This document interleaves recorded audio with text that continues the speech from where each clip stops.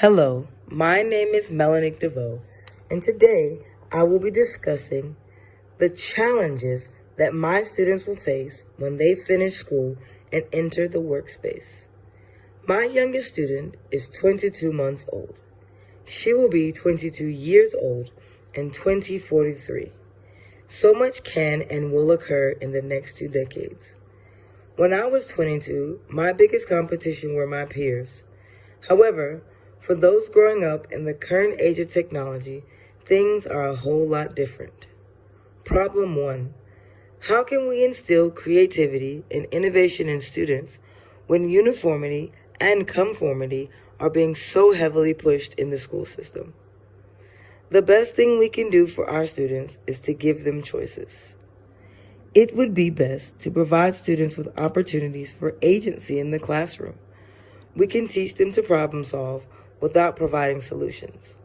Allowing them to create is the best thing we can do for them in the future. The ability to work well with others is also another challenge.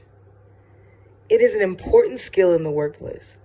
However, for many youth today, especially those that spent their formative years enduring COVID, isolation is a common space to conduct work.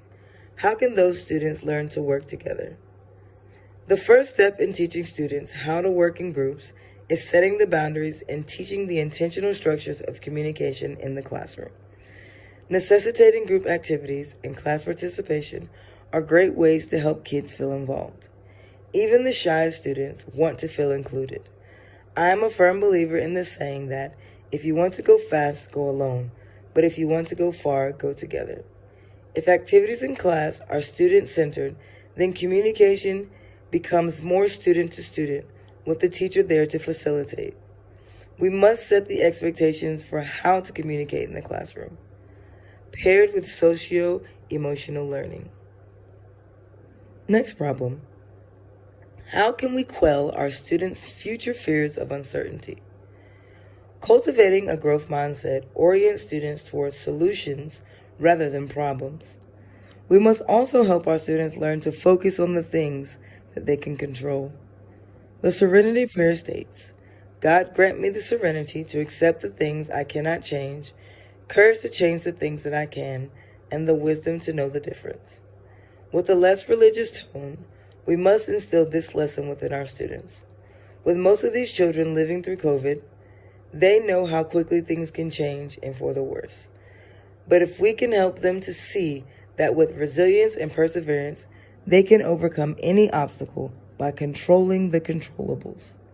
They must also learn that there's always a lesson to be learned. Next problem.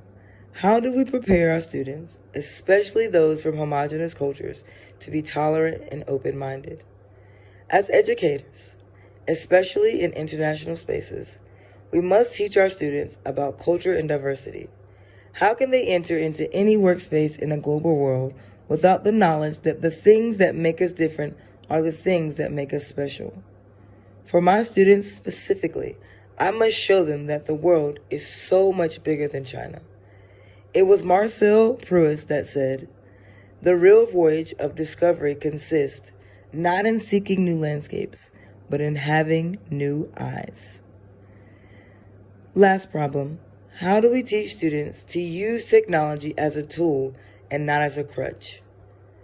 We must first model the use of technology and set the standard for proficient use. We must hybridize our instruction and provide a range of technology, from low to high. In our course, we are discussing ways to include technology in our lessons. However, we must not forget to use them in moderation to set an example for our students. There are so many challenges that our students will face in the future, but it's our responsibility as educators to prepare them the best we can. As long as we give them the tools and the knowledge to go forward, we can put it into their hands and hope that they move forward and do their best. Thank you for listening today. Bye-bye.